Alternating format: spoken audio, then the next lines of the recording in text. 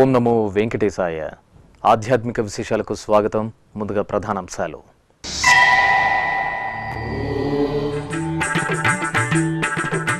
తిరుపతి గోవిందరాజస్వామి ఆలయంలో వైభవంగా తన్నీరు అమృతోత్సవం. ఆలయ ప్రాంగణంలో సపరివార సమేతంగా స్వామివారికి ఆస్థానం.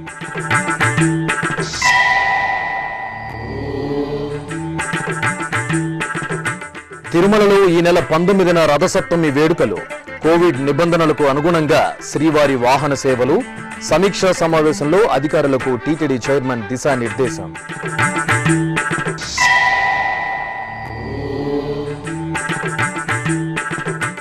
తిరుమలలోని పలు ప్రాంతాల్లో టీటీడీ చైర్మన్ తనిఖీలు. భక్తులకు అందుతున్న సదుపాయాలపై వైవి సుబ్బారెడ్డి ఆరా.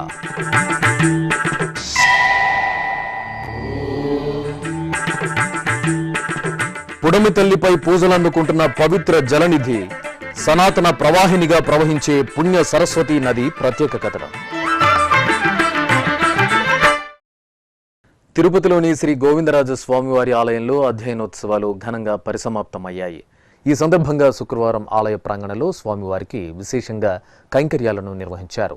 ఇందులో భాగంగా శ్రీదేవి భూదేవి సమేత శ్రీ గోవిందరాజస్వామివారిని ఒక తిరుచిపై, శ్రీ ఆండాళ్ అమ్మవారిని వేరొక తిరుచిపై, అలాగే శ్రీ విశ్వక్సేనులు, భగవద్ రామానుజాచార్యుల సహిత ఆళ్వార్లను వేర్వేరు పల్లకీలపై కొలువు తీర్చి మేళతాళాలు, మంగళవాయిద్యాల నడుమ శ్రీ పుండరీకవల్లి అమ్మవారి సన్నిధిలో వేంచేపు చేశారు.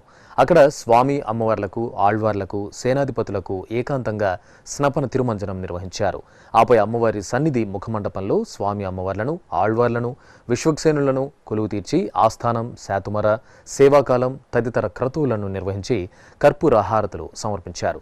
ఈ కార్యక్రమంలో టీటీడీ జీఎంగార్లు, ఆచార్య పురుషులు, శ్రీ వైష్ణవులు పాల్గొన్నారు. ఇక సాయంత్రం శ్రీ గోవిందరాజస్వామివారి ఆలయంలోని మూలమూర్తి సన్నిధిలో పెద్ద శాతుమర నిర్వహించారు. ఈ సందర్భంగా టీటీడీ పెద్దజీయర్ స్వామికి సెఠారి మర్యాదలు చేశారు. ఆపై మంగళ వాయిద్యాల నడుమ ఆలయ మర్యాదలతో పెద్దజీయర్ స్వామి ఉత్తరమాడ వీధిలోని పెద్దజీయర్ మఠానికి తీసుకొచ్చారు. అక్కడ అధ్యయనోత్సవాల్లో భాగంగా పూజాది కార్యక్రమాలు నిర్వహించి దివ్య ప్రబంధ పారాయణం చేశారు.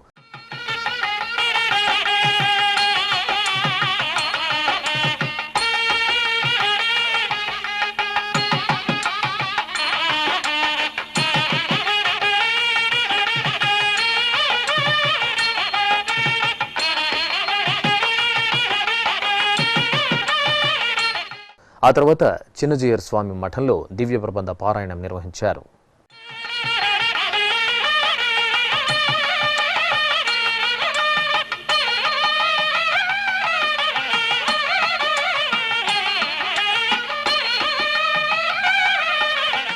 తిరుమల శ్రీ వెంకటేశ్వర స్వామి వారిని శనివారం ఉదయం నైవేద్య విరామ సమయంలో పలువురు ప్రముఖులు దర్శించుకున్నారు.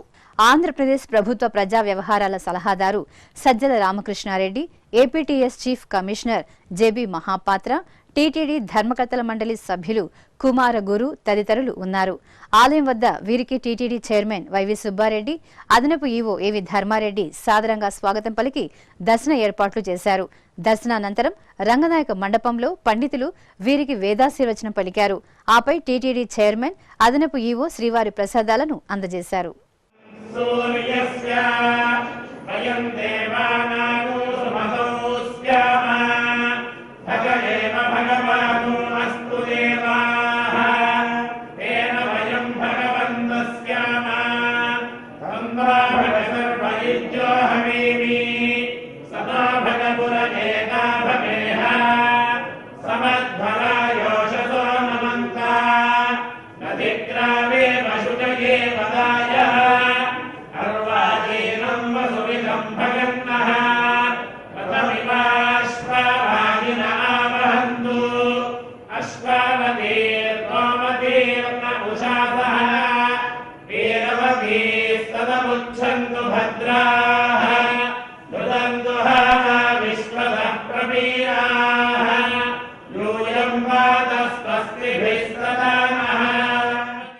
కోవిడ్ బాగా తగ్గుముఖం పట్టాక శ్రీవారి సేవలకు పరిమితంగా భక్తులను అనుమతించే విషయం పరిశీలిస్తున్నామని టీటీడీ చైర్మన్ వైవి సుబ్బారెడ్డి తెలిపారు. అలాగే కోవిడ్ నిబంధనలు అనుసరిస్తూ ఈ నెల 19వ తేదీ తిరుమలలో రథసప్తమి వాహన సేవలు నిర్వహిస్తామని తెలియజేశారు. తిరుమలలోని అన్నమయ్య భవనంలో శుక్రవారం EO doctor KS Jawahar Reddy, అదనపు ఈవో ఏవి ధర్మారెడ్డితో పాటు వివిధ శాఖల అధికారులతో ఆయన సమావేశమై పలు అంశాలపై చర్చించారు. కోవిడ్ తగ్గుముఖం పట్టినందువల్ల భక్తుల సంఖ్యను పెంచడం, రథసప్తమి ఏర్పాట్లపై అధికారులతో చర్చించారు. అనంతరం టీటీడీ చైర్మన్ వైవి సుబ్బారెడ్డి మీడియాతో ప్రత్యేకంగా మాట్లాడారు. రథసప్తమి కార్యక్రమం 19వ తారీఖు సాంప్రదాయబద్ధంగా ప్రతి సంవత్సరం ఏ విధంగా నిర్వర్తిస్తారో మాడా వీధులు కూడా ఆ విధంగానే నిర్వర్తించాలని నిర్ణయించడం జరిగింది. మిగతా సేవలు కూడా త్వరలోనే ప్రారంభించే కార్యక్రమం చేయడానికి అధికారులు అన్ని చర్యలు తీసుకునే వాళ్ళకి కార్యక్రమం చేయాలని కూడా, బట్ సేవలు స్టార్ట్ చేసినా కూడా కరోనా నిబంధనలన్నీ కూడా పాటించే కార్యక్రమం కంటిన్యూ చేయాలి. ఈ వ్యాక్సినేషన్ దేశవ్యాప్తంగా పూర్తయ్యేంత వరకు కూడా తప్పదు కాబట్టి సేవా కార్యక్రమాలకు కూడా భక్తులు లిమిటెడ్గా, పూర్తి స్థాయిలో ఇదివరకులాగా అనుమతించలేము. ఎందుకంటే డిస్టెన్స్ ఒకటి మెయింటైన్ చేయాలి కాబట్టి లిమిటెడ్గా సేవా కార్యక్రమాలు కూడా మార్చిలో ప్రారంభించేదానికి చర్యలు తీసుకుంటున్నారు. తమిళనాడు రాష్ట్రం ఊలందూరుపేట ఎమ్మెల్యే టీటీడీ ధర్మకర్తల మండలి సభ్యులు కుమారగురు శ్రీ వెంకటేశ్వర స్వామివారి ఆలయ నిర్మాణం కోసం భూరి విరాళాన్ని అందజేశారు. తిరుమలలో శనివారం టీటీడీ చైర్మన్ వైవి సుబ్బారెడ్డికి 4 ఎకరాల స్థలానికి సంబంధించిన పత్రాలను 3,16,00,000 రూపాయల డీడీని అందజేశారు.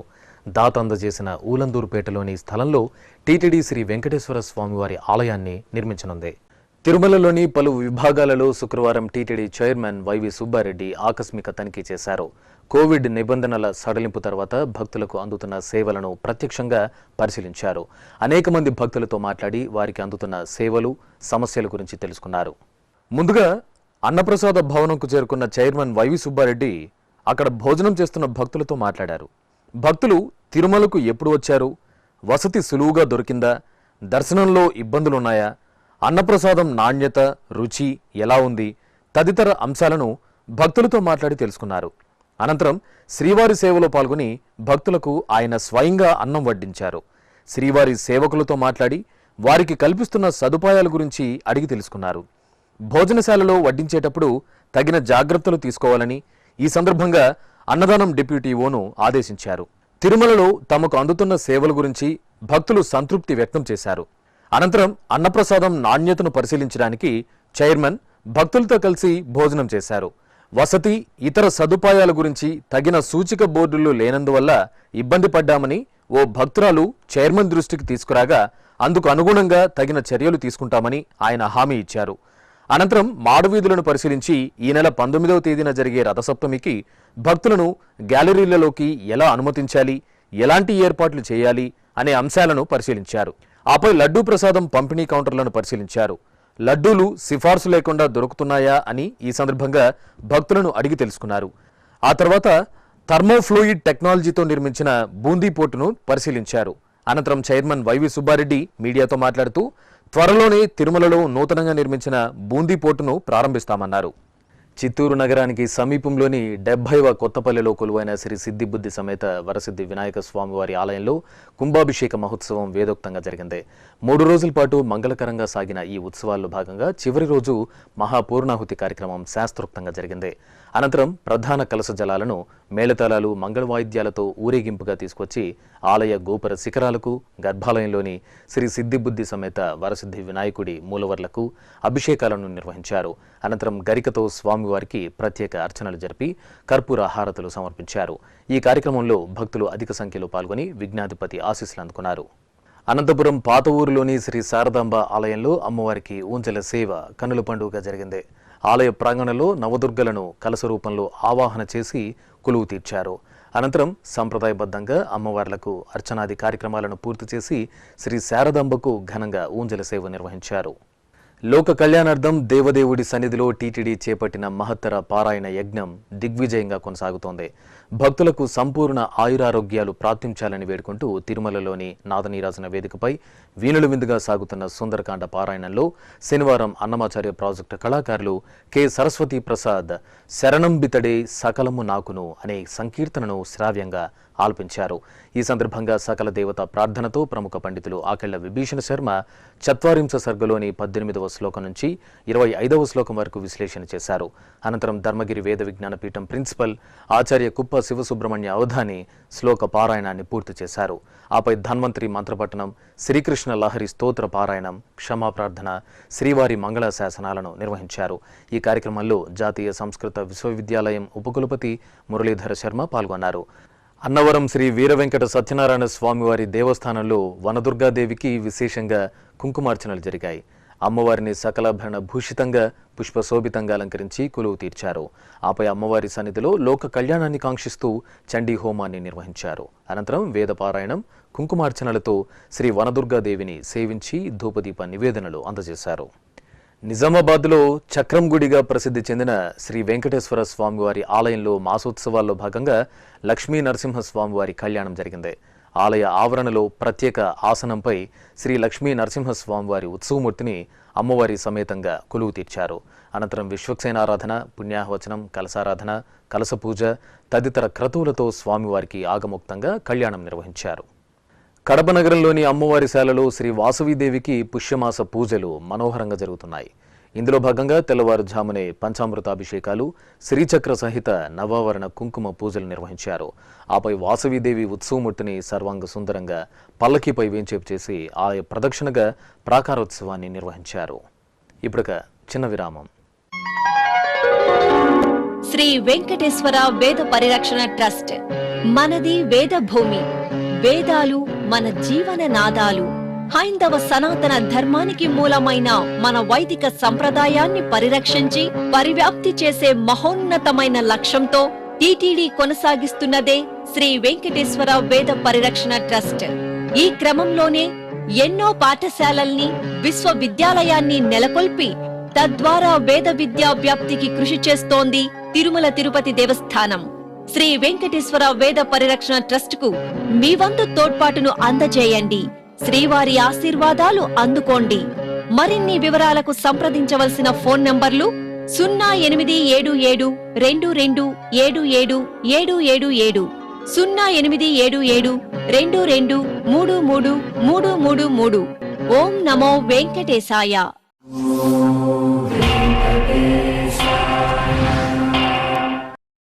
ఆధ్యాత్మిక విశేషాలకు తిరిగి స్వాగతం.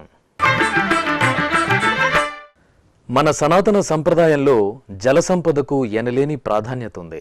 నిత్య జీవితంలో మానవాళి మనుగడకు ఎన్నో విధాల ఉపయోగపడే నీటిని దైవ సమానంగా భావిస్తుంది భారతదేశం. అందుకే హిమాలయాల మొదలు కన్యాకుమారి వరకు ఎన్నో వేల కిలోమీటర్ల పరిధిలో తమ అఖండ ప్రవాహపు జలరాశులతో పొడమి తల్లిని సస్యశ్యామలం చేస్తున్న నదీనదాలను సాక్షాత్తు దేవత స్వరూపాలుగా కొలుస్తుంటాం. అలాంటి పూజనీయమైన పుణ్యనదే సరస్వతి. ప్రకృతి సోయిగాల నడుమ సరిగమల జలజల హోయలతో పరవళ్లు తొక్కుతూ పయనిస్తున్న సరస్వతి సనాతన ప్రవాహిని విశేషాలను సవివరంగా ఇప్పుడు తెలుసుకుందాం. అఖండ భరతఖండం ఎన్నో పుణ్యనదులకు పుట్టినిల్లు. దేవలోకం నుంచి దిగివచ్చిన భాగీరథి, సరస్వతి మొదలు నర్మద, సింధు, కావేరి, యమున, గోదావరి, కృష్ణ, తుంగభద్ర ఎన్నెన్నో జీవనదులకు ఆలవాలం భారతదేశం.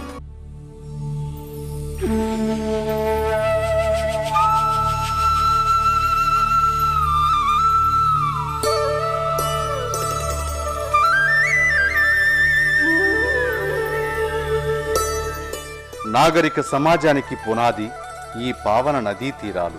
సనాతన సంప్రదాయాలకు, పురాణ ఇతిహాసాలకు, హైందవ సంస్కృతికి సమున్నత వేదికగా నిలుస్తున్న భారతావనిలు వేల వేల ఎకరాలు నదీ నదాల ప్రవాహంలో సస్యశ్యామలంగా పరిమళిస్తూ మానవ మనుగడకు మూలాధారమై వెలుగొందుతున్నాయి. ఈ క్రమంలో దేవనదిగా ప్రఖ్యాతిగాంచిన సరస్వతీ నది విశేషాలను తెలుసుకుందాం.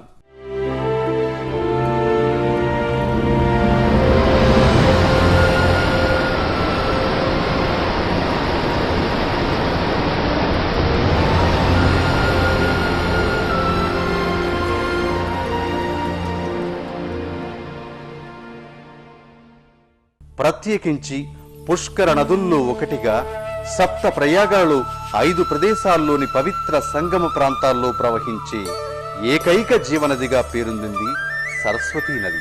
ఇందులో సమస్త మానవాళికి మోక్షదాయకమైన తీర్థరాజ్యం ప్రయాగలోని పరమ పావన త్రివేణి సంగమంలో గంగా యమునులతో పాటు అంతర్వాహినిగా సరస్వతీ నది ప్రవహిస్తోంది. పంచమ వేదం మహాభారతంలోని 18 పర్వాలలో సరస్వతీ నది ప్రాశస్త్యాన్ని తెలియజేస్తూ సుపథ, కాంచనాక్షి, విశాల, భోగవతి తదితర పేర్లతో నదీమ తల్లిని పూజించిన వైనం సుస్పష్టంగా గోచరిస్తుంది. ప్రకృతి సోయగాలతో, ఎత్తైన కొండ కోనల్లో, వినసొంపైన గలగలలతో, అంతులేని ప్రవాహపు సరిగమల జల్లులతో, చూడగానే మనస్సును హత్తుకునే కనువిందైన పరిసరాలతో సరస్వతీ నదీ తీరం ఆకట్టుకుంటుంది.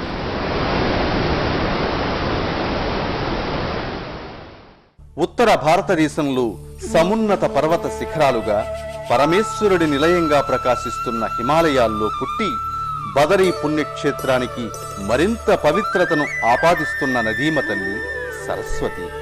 భారతదేశ రాజధాని హస్తినాపుర నామంతో వెనుతికెక్కిన ఢిల్లీ నుంచి హరిద్వార్కు వెళ్లే మార్గంలో నిలవై ఉన్న శ్రీహరిధామం బదరీ క్షేత్రం. ప్రతి హిందువు జీవిత కాలంలో ఒక్కసారైనా దర్శించాలనుకునే వైష్ణవ క్షేత్రం బదరికాశ్రమం. అవనిపై హరిపాదం మోపిన తొలి ప్రదేశంగా ఈ ప్రాంతం ఖ్యాతి గడించింది.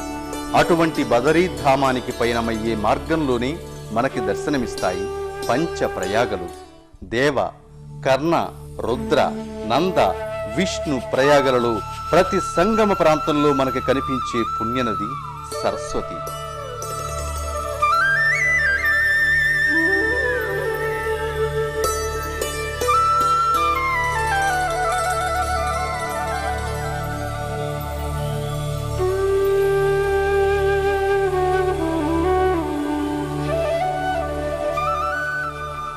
ఇందులో మొదటిది దేవప్రయాగలో త్రివేణి సంగమ ప్రాంతంలో సరస్వతి అంతర్వాహినిగా ప్రవహిస్తోంది.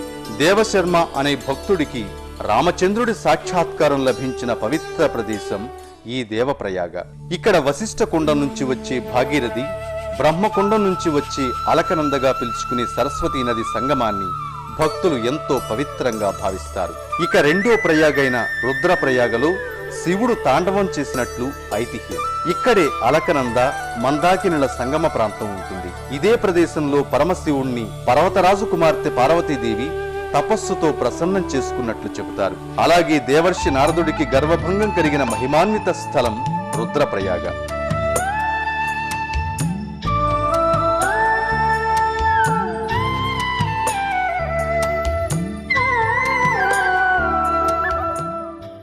ఇక మూడోదైన కర్ణప్రయాగలో కర్ణుడు జగన్మాత ఉమాదేవిని తపస్సుతో సేవించిన దివ్యధామం.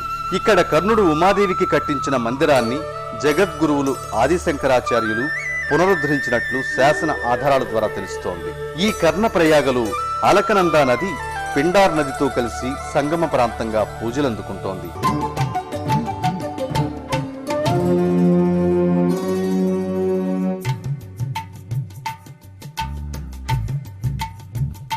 నాలుగోదైన నందప్రయాగలు కణ్వ మహర్షి తపస్సు చేసినట్లు పురాణోక్తి. అలాగే శకుంతల, దుష్యంతుల వివాహం జరిగిన ప్రదేశం కూడా ఇదే. కృష్ణ పరమాత్మను పెంచిన తల్లి యశోదాదేవి నాథుడు నందగోపాలుడు ఈ ప్రాంతంలో సంచరించడం వల్ల ఇది నంద ప్రయాగగా వెనుతికెక్కింది. పంచ ప్రయాగలలో ఆఖరిదైన విష్ణు ప్రయాగ బదరీ క్షేత్ర ప్రవేశ మార్గంలో దర్శనమిస్తూ ఉంటుంది. అలకనందా నది, మాతృకా నది సరస్వతితో కలిసే పవిత్ర సంగమం. విష్ణువు పాదాల చెంత పుట్టిన అలకనందా నది చౌకాంబదేవి దివ్యక్షేత్రం నుంచి తరలివచ్చి సమీపంలోని మానాం గ్రామం నుంచి వచ్చే సరస్వతీ నదితో సంగమిస్తుంది. ఈ ప్రాంతంలో ప్రవహించే గంగా నది విష్ణు గంగగా ప్రసిద్ధి చెందింది. దేవతలు నడయాడే విష్ణు క్షేత్రం బదరికాశ్రమంలో సప్త గంగలలో ఒక్కటైన అలకనందా నది భక్తుల పాలిట పవిత్ర పావన నదిగా పూజలందుకుంటోంది. వ్యాస భగవానుడు బోధిస్తుండగా విఘ్నాధిపతి మహాభారత రచన చేసిన పుణ్య ప్రదేశం ఇదే కావడం విశేషం. అలాగే ఈ బదరీవనంలోని సృష్టికర్త బ్రహ్మ గర్వాన్ని అణిచి పంచముఖాలలో ఒకదానిని రుద్రుడు ఖండించిన బ్రహ్మ కపాల ప్రాంతం కూడా భక్తులకు ఎంతో దర్శనీయంగా భాసిల్లుతోంది.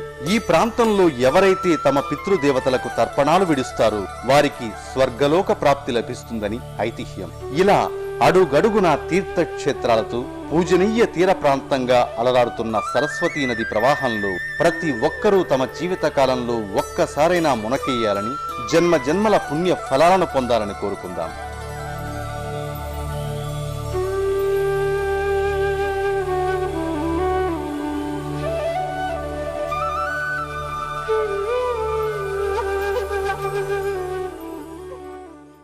కడప జిల్లా పాత కడప సమీపంలోని ఎం కొట్టాలలో వెలిసిన శ్రీ కాలభైరవ స్వామివారి ఆలయం ఆధ్యాత్మిక శోభతో పరిమళించింది. అష్టమిని పురస్కరించుకుని స్వామివారికి పంచామృతాభిషేకం నిర్వహించారు.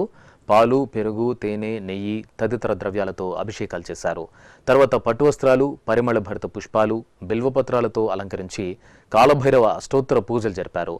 ధూపదీప నైవేద్యాలు సమర్పించి మంగళహారతులు అందజేశారు. ఆధ్యాత్మిక విశేషాలు ఇంతటితో సమాప్తం. తిరిగి రాత్రి 10 గంటలకు ప్రసారమయ్యే ఆధ్యాత్మిక విశేషాలలో మళ్ళీ కలుద్దాం. ఓం నమో వెంకటేశాయ.